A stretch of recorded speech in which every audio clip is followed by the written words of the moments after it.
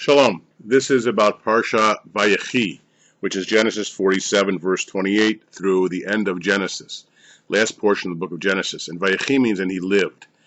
But in this portion, we have both the death of Jacob and his son Joseph. Well, Jacob and Joseph, now we have the final piece where Jacob on his deathbed is blessing each of his 12 sons and giving stories about their lives.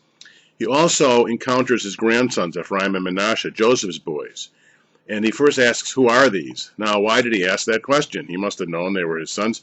Well, the answer was because they grew up in Egypt. They looked like Egyptians, talked like Egyptians, and they didn't feel like they were Jewish boys. And we have the same situation today where our kids look exactly like everybody else's kids. And so the Midrash says, the rabbi said that when the boys heard that, they said the Shema, and Jacob knew that they were Jewish boys. And so the question for us is, in what ways do we look Jewish? Do we speak Jewish language? How do we live our lives as Jews? Now, in addition to this story, Jacob asks that he be buried in Canaan, and so Joseph takes him back to Canaan to be buried. They bury him in the cave of the Machpelah that Abraham bought for Sarah.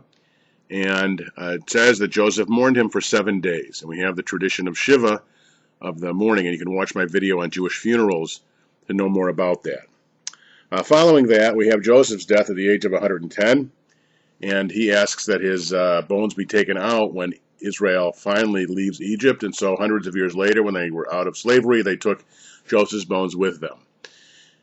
Some of the people call this Parsha the grandparents' Parsha because we have the situation of Jacob meeting his grandsons, and there's this incredibly beautiful passage there where he blesses the boys. And in fact, one of the great customs of Jews is on Friday nights when we bless our sons, we use the priestly benediction, and you can see my video on Parshat Naso, N-A-S-O, to know that priestly benediction. But we begin it for boys by saying, may God make you like Ephraim and Manasseh. Smicha Elohim ke Ephraim v'Manasseh, which is Jacob's blessings to his grandsons. And he says, may my name be named in you in the name of my father Isaac and my grandfather Abraham. And it's the wish of all grandparents that their descendants follow in their ways. And in this case, they should be righteous like their ancestors, Abraham and Isaac. Beautiful portion to end the book of Genesis.